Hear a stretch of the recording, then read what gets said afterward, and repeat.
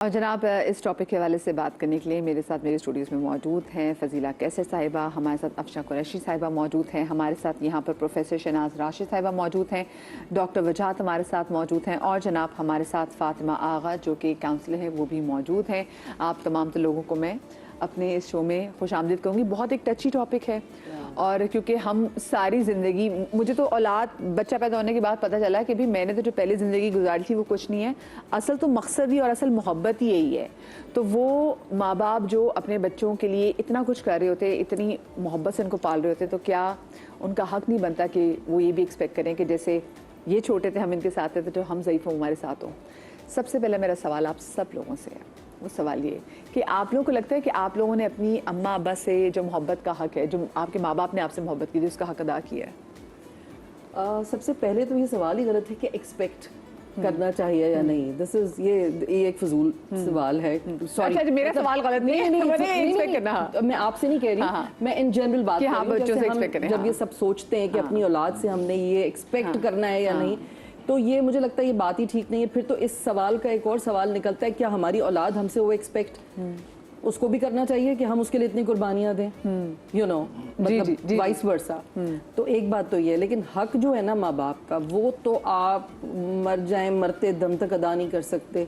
वो अल्लाह ताला ने वैसे ही क्लियर कर दिया। हम तो सोसाइटी में अब आजकल एक नई चीज़ें शुरू हो गई हैं कि ये रील्स और ये जो चीज़ें उसमें लोग अपनी रेटिंग्स के लिए फजूल बातें करते हैं कि नहीं हो जाए तो उनका हक नहीं है, और वो एक अजीब किस्म की कंट्रोवर्सीज चलती रहती हैं, अलग अलग बातें। लेकिन हक तो हम कभी भी अदा नहीं कर सकते। और हर गुजरते वक्त के साथ जैसे जैसे आप बड़े होते जाते हैं, आपको लगता है कि बहुत सारी चीज़ें कि मैंने ये भी नहीं किया, मैंने ये भी नहीं किया, मुझे ये भी करना चाहिए था। और अगर खुदा ना खास्ता आपके पेरेंट्स में से कोई एक जब दुनिया से चला जाता है ना, तो आप, मुझे नहीं पता लोगों का क्या है, लेकिन मुझे लगता है कि जैसे मेरे फादर अब नहीं है इस दुनिया में, लेकिन उनके जाने के बाद मुझे इतने रिग्रेट्स हो गए विद द टाइम कि नहीं उन्होंने बुलाया था, मुझे ये करना चाहिए था, मुझे ये आप छोटी छोटी बातों को भी बहुत बड़ा समझते हैं, हालांकि नहीं होती। आप उनके साथ वो, और माँ बाप आपको इतना टाइम दे रहे होते हैं कि हाँ हाँ बेटा तुम्हारे बच्चों का ये काम है, जाओ तुम कर लो, मैं बैठा हूँ इधर, मैं देख रहा हूँ। तो हमें वो एहसास ही नहीं होता कि उन्होंने जो कुर्बानी, जो टाइम, जो मेहनत हम पे की होती है, हमें लगता है ये हमारा हक है, क्योंकि हम दुनिया में आते हैं तो उन्होंने हमें इतने फूलों की तरह रखा होता है। और सिर्फ माँ नहीं होता, हम तो माँ को बोलते हैं, लेकिन माँ के साथ साथ बाप भी। अगर माँ जाग रही है रात को तो बाप उसके साथ ही जाग रहा होता है।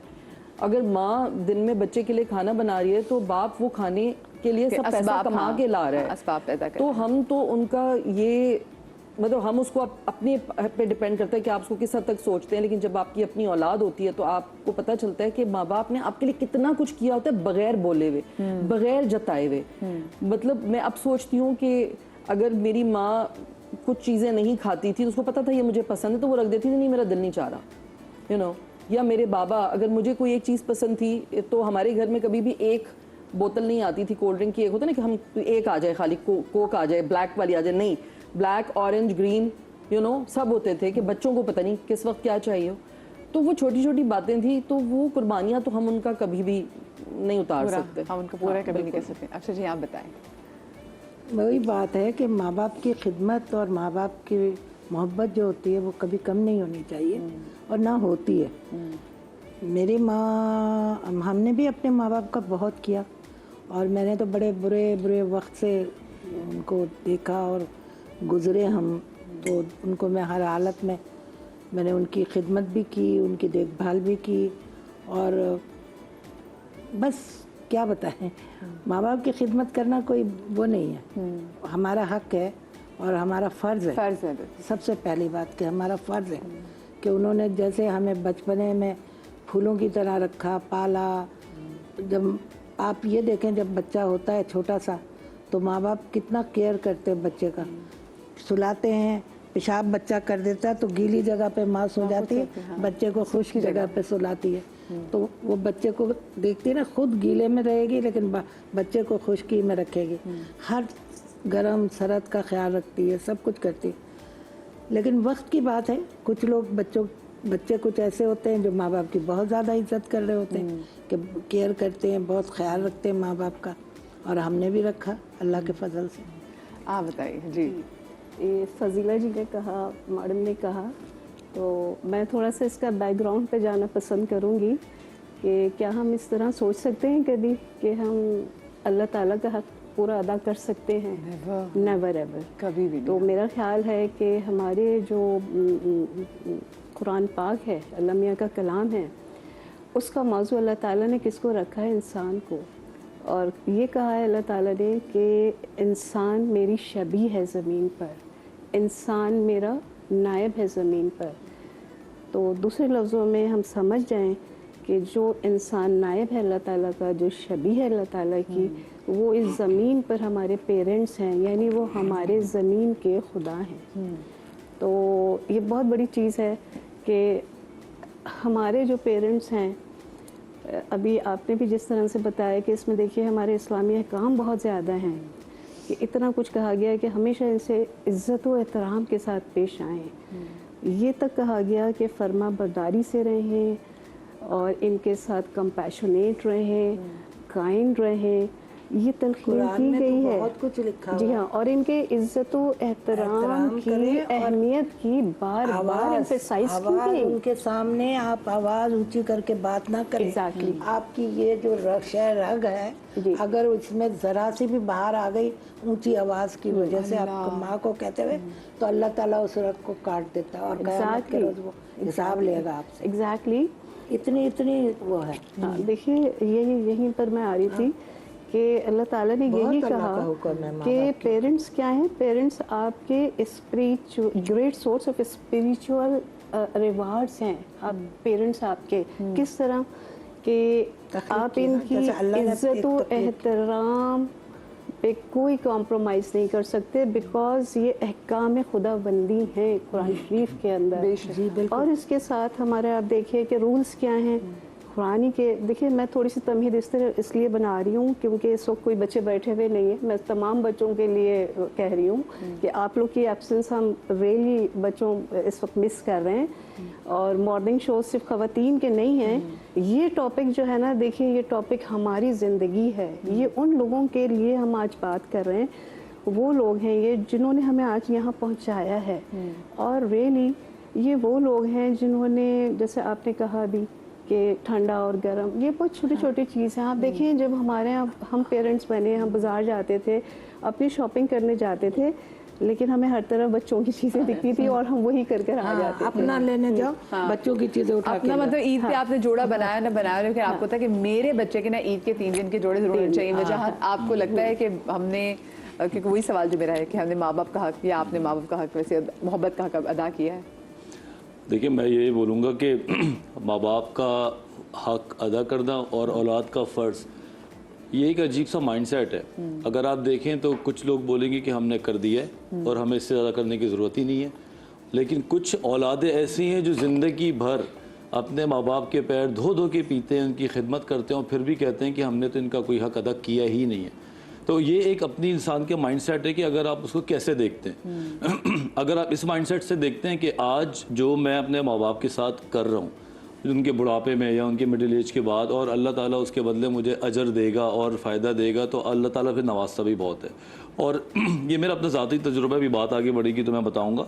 दूसरा ये कि अगर किसी शख्स को आपने पहचानना है जो सोशलाइज कर रहा है, बड़ा अच्छा खूबसूरत अच्छा सा बन के बैठा हुआ है या बैठी हुई है, तो आप ये ज़रूर देखें कि उसके माँ बाप के साथ क्या रवैया है, किस तरीके से वो अपने माँ बाप के साथ बात करता है उस टाइम पे जब माँ बाप बेचारे कमज़ोर हो जाते हैं, जब उनकी याददाश्त चली जाती है या डिमेंशिया हो जाता है, या एक बात को वो बार बार रिपीट करते हैं और आप कितनी बार उसका जवाब देते हैं।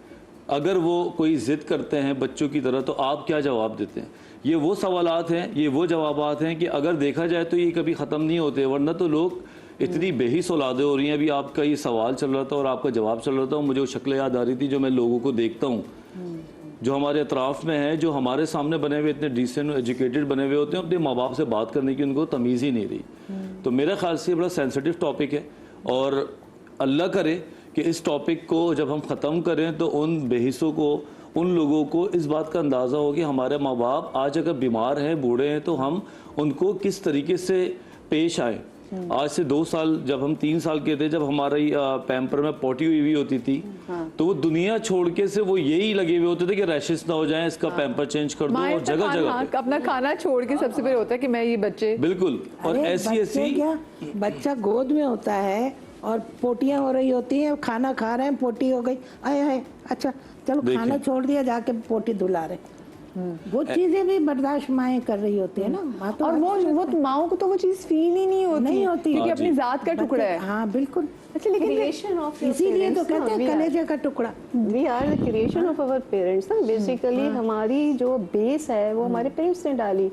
उसके बाद आप देखिए जब हम वो इतने महीनों अपने बॉडी के अंदर रखती हैं जो वालदा हैं, उसके बाद वो अपनी नारिशिंग एंड नारिशमेंट कर रही होती हैं, अपना खाना उनको अंदर, यानी अभी आए नहीं है ज़मीन पर, इस लाइक बना देती हैं कि हम ज़मीन पर आते हैं। उसके बाद दोनों लग जाते हैं पेरेंट्स को, क्योंकि वो फील ही नहीं करते ना पेरेंट्स के आप अलग हैं।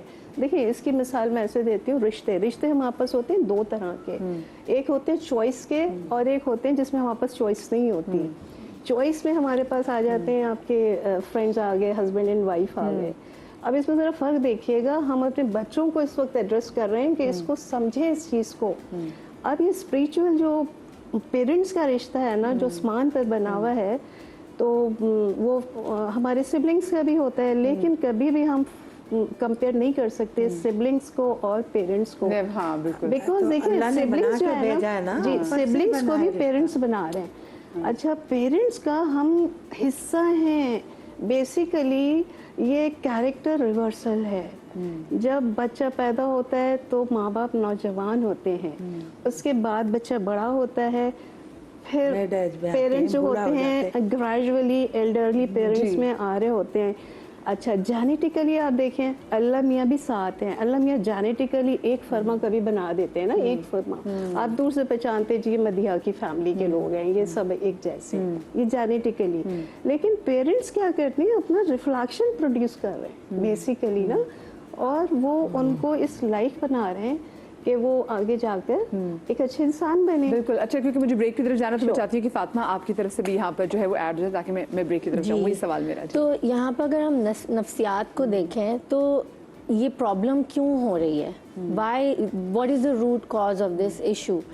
आई एग्री विद एवरीवन यहाँ पर, लेकिन जहाँ तक साइकोलॉजिकल इम्पैक्ट का ताल्लुक है, there is a saying which is hurt people hurt people. अब yesterday only I was looking at a case जहाँ पर एक मदर ने आके कहा कि मेरी बेटी मुझसे बहुत बदजन हो गई है, बहुत बुरी तरह जवाब देती है, उसको कुछ भी बोलो तो वो मुझे सही से जवाब नहीं देती, कहती आपने हमारे लिए क्या किया, ये वो सब। जब मैंने उसकी तहकीक की तो उसने मुझे ये बताया कि उसके बाप ने उसकी बचपन में बहुत इतनी ज़्यादा बेल्ट और डंडों से पिटाई की हुई थी कि उसके जिस्म पे उनके दाग हैं आज तक। तो वो बच्ची जो ऐसे घर में रहती है जहाँ गाली गलोच है, जहाँ पर मारना पीटना है, तो वहाँ पर वो इतनी अब दिल से टूटी हुई है कि हर्ट पीपल। अब वो जो उसका जो पेन है वो अभी कहीं डिसमिस नहीं हुआ, कहीं गया नहीं है। मैं आपकी बात को कंटिन्यू करूँगी कि जब आप घर में एब्यूसिव माहौल हो तो फिर उन बच्चों की अपने पेरेंट्स के साथ जो है ना कनेक्शन वो ज़रा डिफरेंट होता है। लेकिन छोटी सी ब्रेक के बाद कहीं मजा आएगा।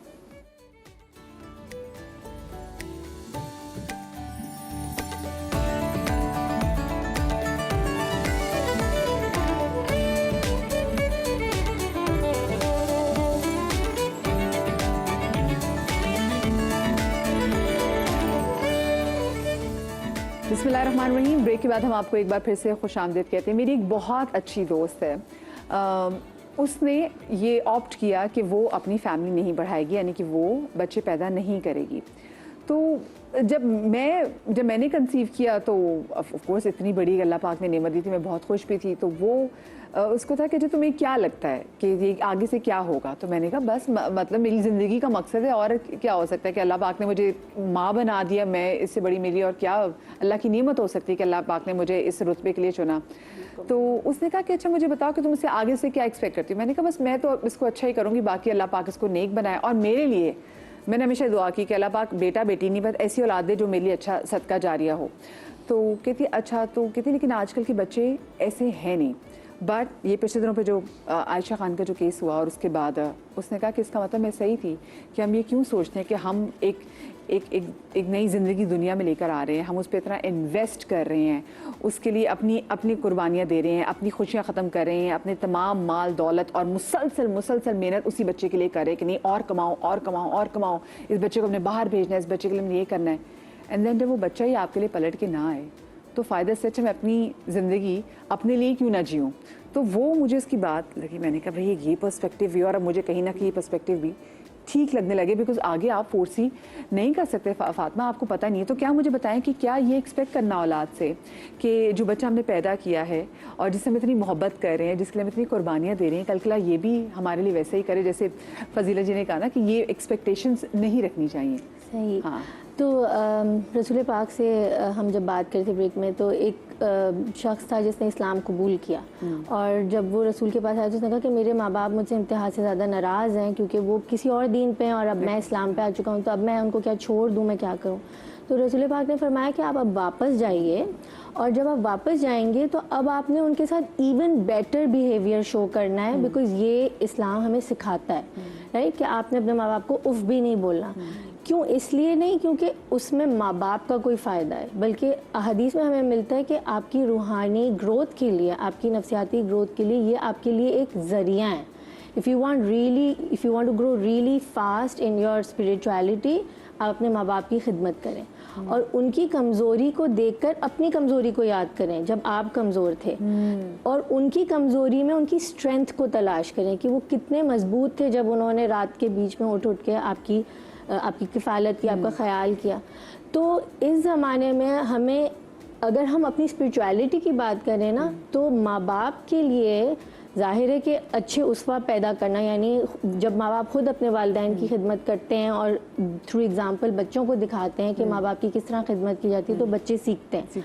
और बल्कि मैं जब लोगों से बात करती हूँ तो मैं औरतों को कहती हूँ कि अपने बच्चों को सिखाएं, ख़ासतौर पर बेटों को सिखाएं कि माँ की इज़्ज़त कैसे करते हैं, औरतों की इज़्ज़त कैसे करते हैं, ताकि आपके बुढ़ापे में बड़े होके उनको पता तो हो कि उनको करना क्या है।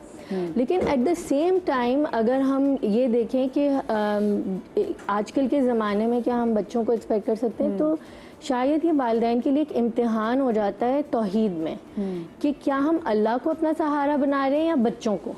तो बच्चों को हमने एक मीन्स देखना है, एज अ मीन्स कि अल्लाह ताला ने उनको एक ज़रिया बनाया है सपोर्ट करने का, और लेकिन असल देने वाला खुदा है, बेशक। हाँ। और जब हम इस नज़रिए से अपने बच्चों की तरबियत करते जाते हैं, जैसे आपने कहा ब्रेक में कि अपनी तरफ से हम अपनी मेहनत करते हैं और फिर बाकी हम अल्लाह पे छोड़ देते हैं, तो नेक माँ बाप जब नेक तरबियत करते हैं तो वो बच्चों की तरबियत में झलकती है कि उन्होंने बच्चों की तरबियत इतनी अच्छी की कि उनको माँ बाप की तमीज़ करना सिखाया। कभी फातिमा हम ऐसे भी देखते हैं कि एक ही माँ बाप के 3 बच्चे होते हैं, तीनों डिफरेंट फितरत पे होते हैं। बिल्कुल बिल्कुल। कोई बहुत अच्छा होगा, कोई बहुत ताबेदार होगा, बहुत फर्माबरदार होगा, और कोई ऐसा होगा जो पलट के भी नहीं देखेगा। लेकिन